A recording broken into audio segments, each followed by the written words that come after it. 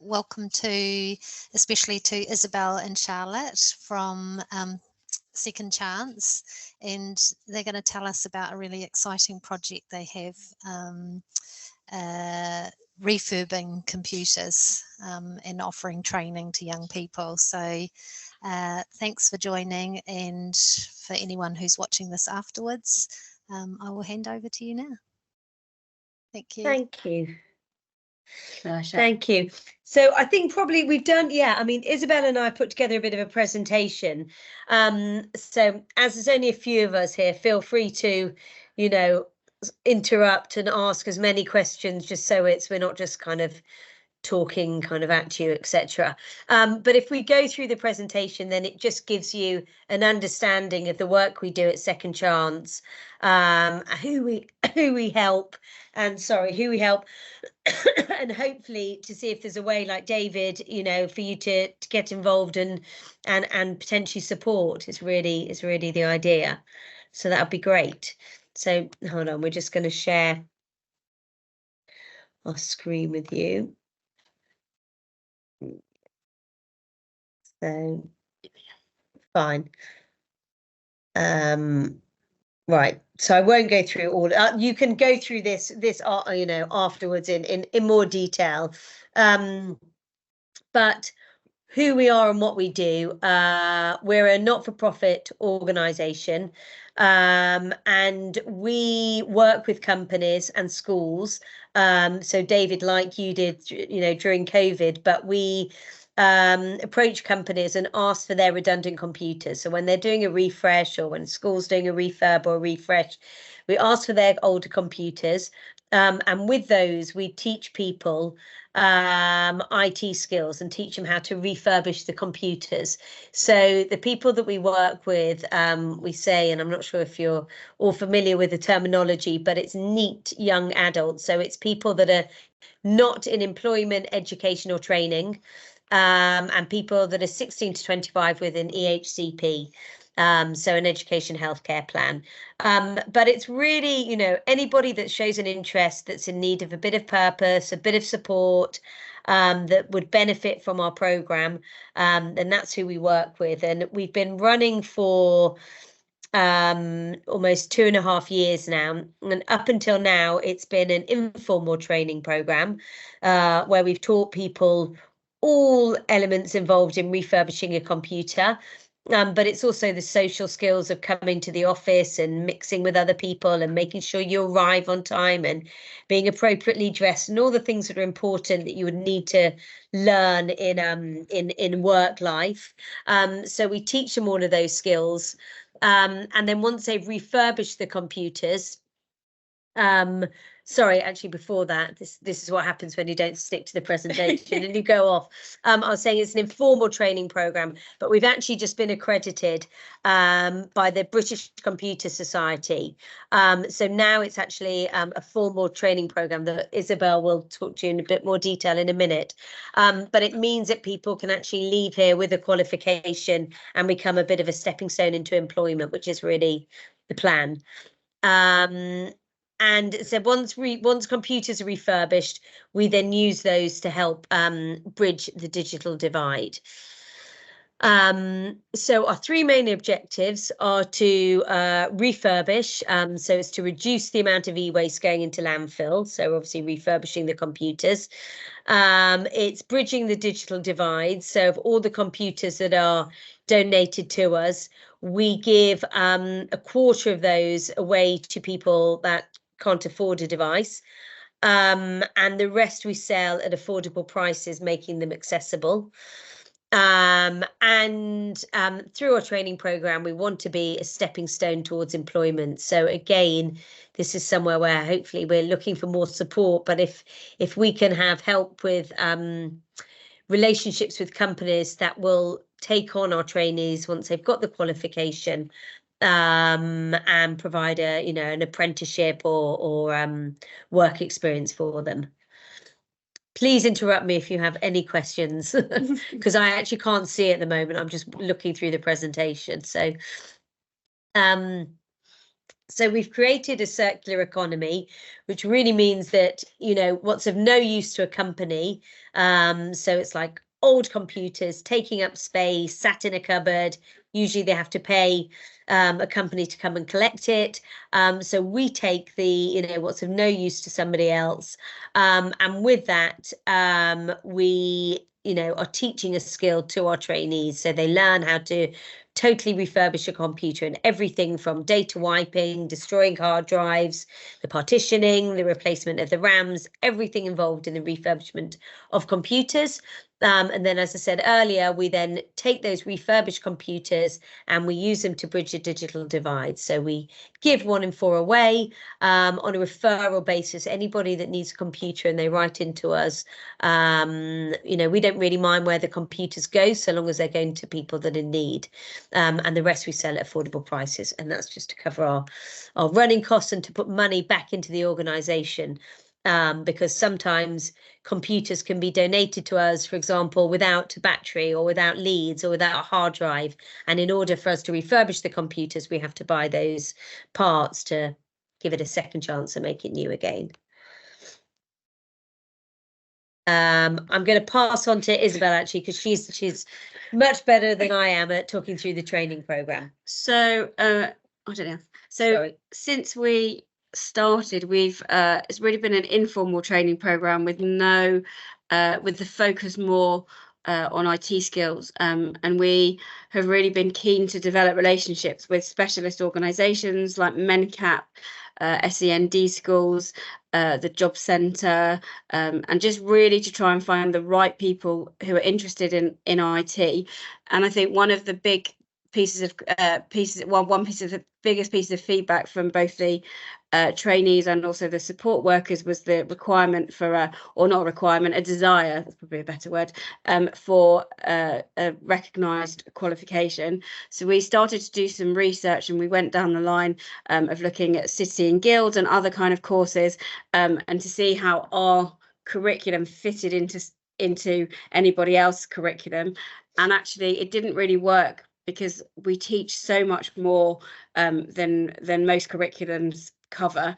So what we did was we spoke to the British Computer Society, who have a Tech 10 qualification, and they are particularly interested in employment and education, which was actually just exactly how we were working. So together with education and employment specialists, we thought about the things that trainees would like, or that trainees should need for entry-level careers in IT, but also the skills that young people will need to keep jobs, because I think quite a lot of companies have EDI policies and they want to recruit diversely, but actually in terms of making it work and in terms of retention, sometimes it can be really hard. So we've developed a 50-hour course, which is delivered over 12 weeks. So it's approximately 4 hours a week, and it covers hardware, software, customer service, digital inclusion and life skills. And that's all delivered internally. I would say it's about 80% practical, because I think, again, we really wanted to be teacher assessed rather than kind of examination assessed.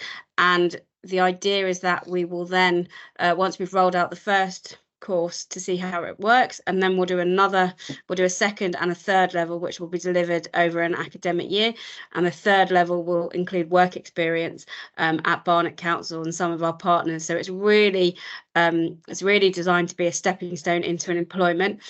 And as part of the course, as part of the qualification, we're going to have continuous conversations with education and employers, just to make sure that the course is teaching the right skills, because obviously there's no point teaching things that aren't needed either by the young people or by employers. So I think there's a real conversation, and I think that is really, really important for them, and it works really well for us.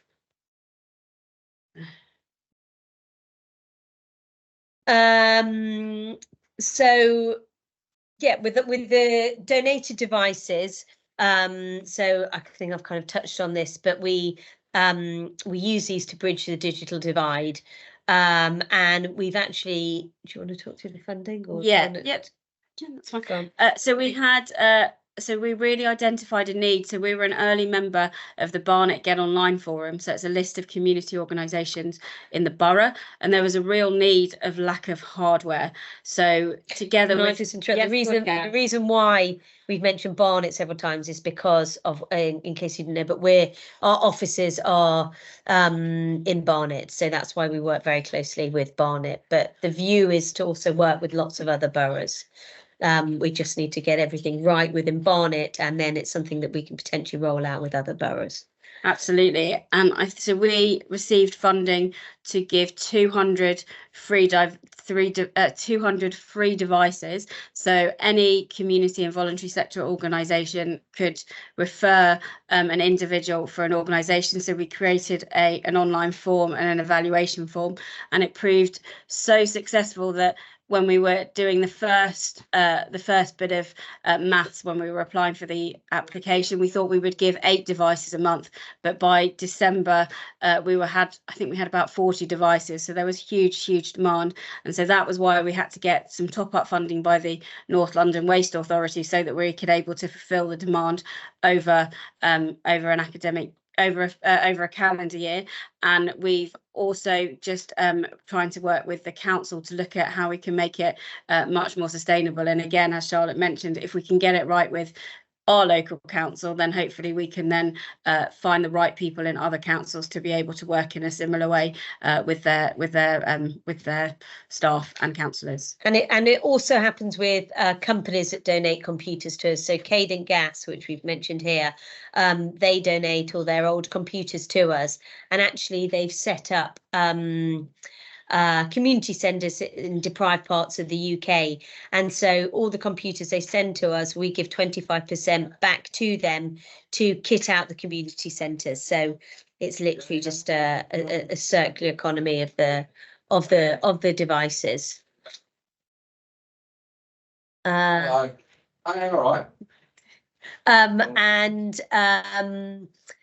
So one moment.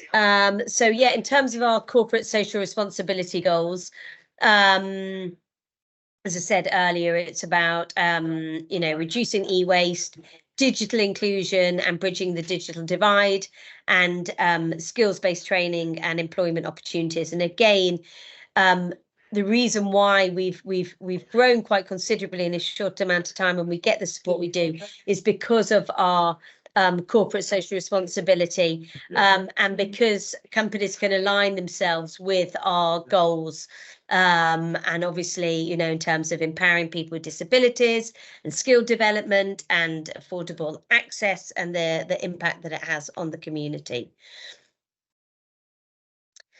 So really, we're always looking for more devices. Ultimately, the more devices we receive, the more people we can support, not only here with training, but also the more devices that can be refurbished and sent out.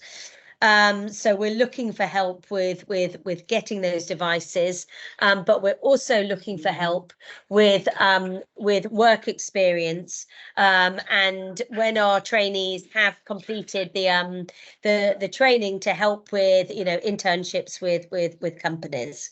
And so what I would just say is we've also recently become a member of BASE, which is the British Association of Supported Employment, and what we're going to look to do with them is to run reverse career fairs. So at the end of the 50 hours, we will invite our friendly employers in to come and meet the trainees who've completed the course, and then the employers will know that the trainees have reached a certain level in all of the 5 areas I mentioned before, and then to try and see if there's a way that they can match the skills and the skills and the knowledge and experience can be matched, because for many of the people we work with, the traditional way of being recruited through CVs and covering letters is just not appropriate. So we're looking to really change that up, and that's something that the British Association are really keen to support. I won't go through all of this because this is kind of the technical side of things, but it's just to talk through in terms of the data wiping, and we offer certification that shows all the details of wiping data. And here are just some lovely photos of some of the team in action. And these are just, as it says, a handful of our partners who we've worked with and who have supported the work of Second Chance. And actually, this is we've received more than this now, but this is over 3,000 machines have been received.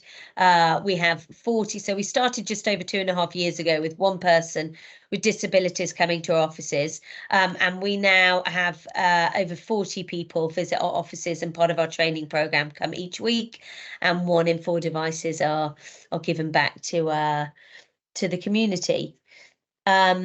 So hold on, let me do that and let me come back to you. So that's really, I hope everybody's still there actually. That's it. That's it on Second Chance. Within the 30 minutes.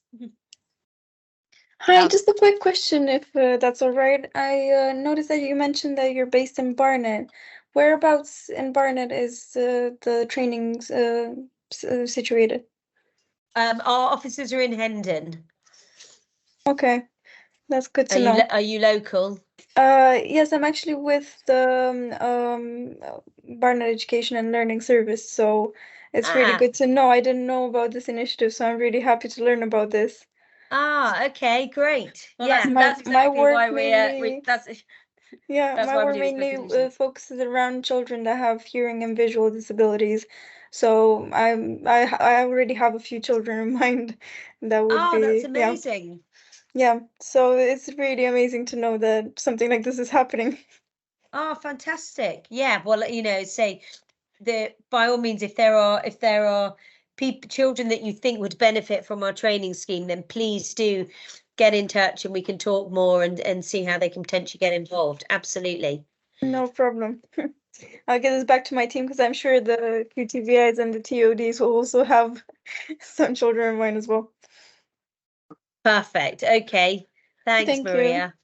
And I mean, I was just going to sort of add to that, and we've been working quite closely with a speech therapist, and so what we've said is that the training program, which is 50 hours, so as well as the 50 hours of teaching, we've also have all of the resources and the learning material on an online education platform that people can access both here and at home, so that if people need to read it again or to kind of learn it again or to listen to it as a reminder, that's absolutely fine in that 3-month period.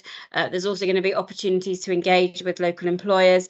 And then also there'll be an entry and an exit interview with a speech therapist, because again, we really want to be able to track the progress and understand.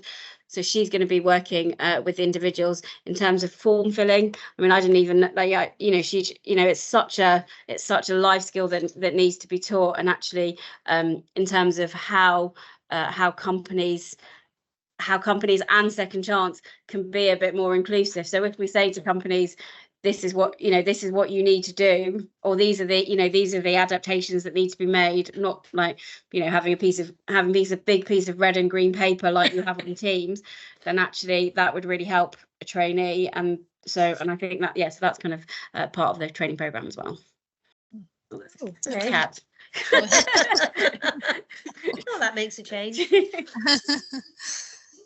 Well, thank you. I just think it's brilliant and really impressive as how quickly you've established yourselves and grown too. So hopefully we can help you with some refurbed computers too from our end. Thanks, I just wondered, Catherine.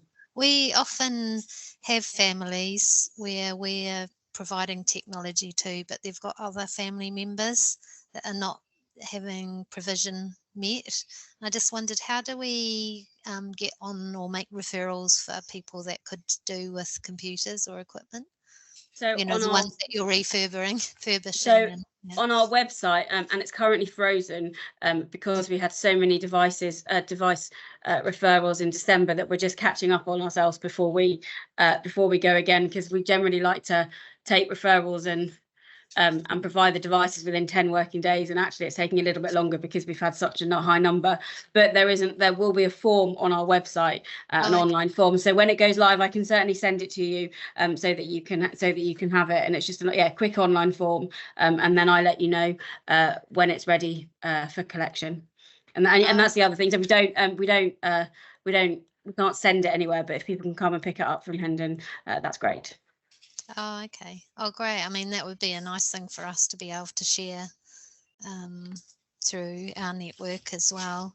And you were talking about you're going to work in other local authorities. Is that you're going to set up other centres, or?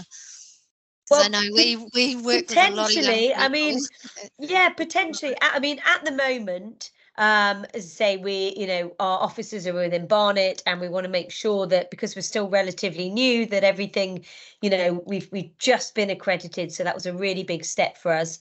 And to roll out the training, but there is no reason why, we're already starting to work with Camden, with other boroughs where we're still, and Brent and, local boroughs.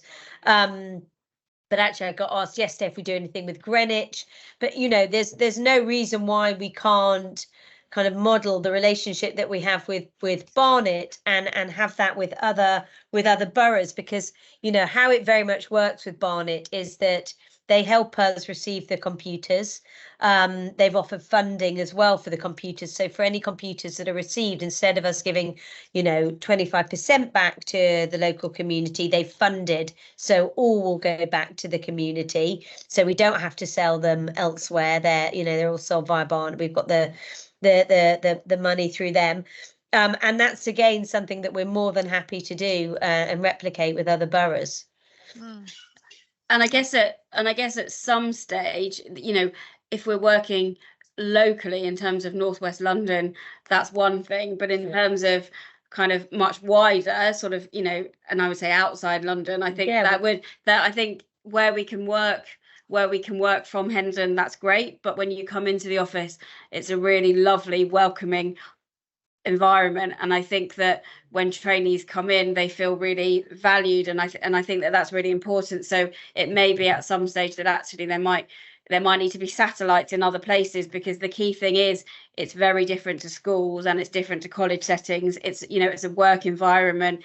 It changes every time you come in, and I think all of these things are really important for the people that we work with, because there's no routine or regularity, and for them it's that those kind of elements are really key. I can just think of some sorry, Catherine. I can just think of some individuals, particularly who are out of school at the moment, that I can imagine would really love an experience like that.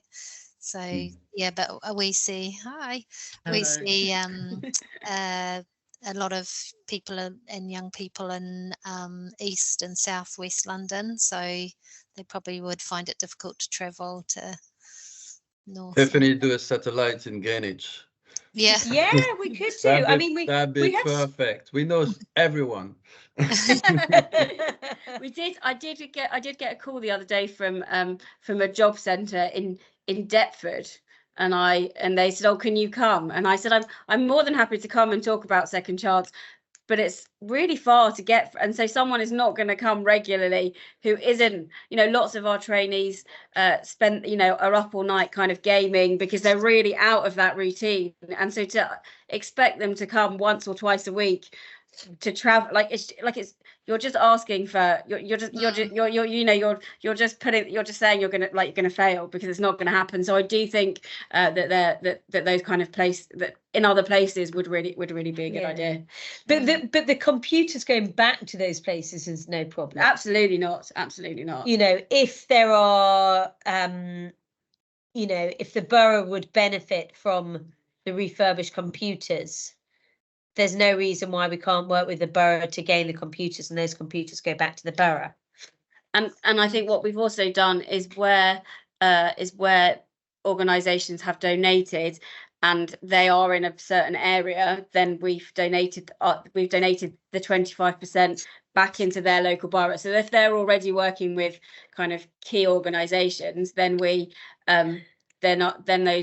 then they go back to them. Yeah. And so actually, if you had a big I don't even know where your offices are based, but if you had a big company and they said, oh, we want to donate our computers via this way, we can absolutely do that. I think we're based in Charlton and Greenwich, but I'm thinking more we've got young people who would benefit from the training in the course. Yeah. How many trainers are available to teach? We have three. We have 3 teachers at the moment, and generally it's here. It's as Isabel said. I mean, we also work with some schools. So at the moment we've got 3 schools that come to us during the week. I mean, we will go, for certain things. For example, yesterday we got invited to Great Ormond Street Hospital School to do we took some computers there and showed children how to take the computer apart and how to put it back together. And that was really great. They must have been so excited. Yeah. No, it was a really great day. But I guess we just have to work because you can't really do it over, Yeah, no, to it's explain a very it over a practical skill screen. to learn. It doesn't really. And I think that the locations, if it wasn't here, we have a lot of stock of machines so we have there's lots of different things to do. So if you were going somewhere else, you'd have to take everything, or the organization would have to kind of collect their own things, and I think it would just become it would become a little bit challenging. But I think in the future, I think we want to look into having kind of satellite offices. Yeah, but also training. In the future, I hope this expands like nationwide because it's absolutely fantastic, the initiative. So yeah, I hope thanks, it's gonna get replicated all over the country. Oh, so do we. And what I guess the other thing, we talk a lot about kind of environmental sustainability, and we look at kind of computers that kind of where we're taking them from. But obviously, if they're in, I don't know, like Derbyshire, and that the environment, the carbon footprint of going to pick them up and bringing them back is quite a lot. But actually, if there were satellites that a little bit more local, then actually we would be we wouldn't be sending a big lorry, so in terms of that, kind of fits with our ethos as well. We've spoken about potentially having something up north, because it's difficult for us, so maybe it's more like the Newcastle kind of that way. And having multiple bases will help. In time.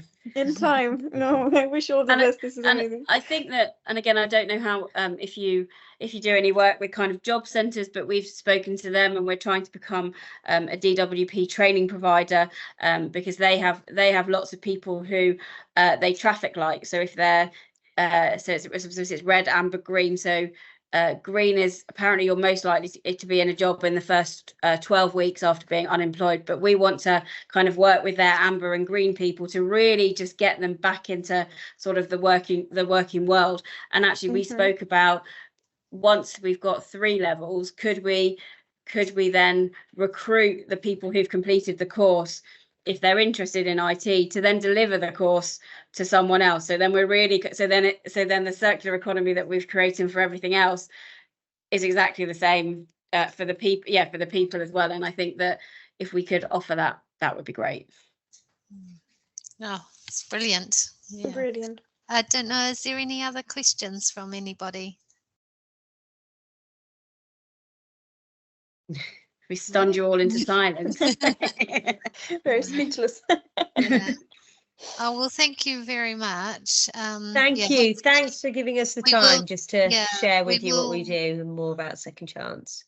Yeah, we will share the recording. Great. I will share this with my team as well. Brilliant. Thank you. Thanks, Maria. Thanks, Catherine. Thank you. Everybody. Much appreciated. Thank you. Have a great rest of the day. Take care. Bye. Bye-bye.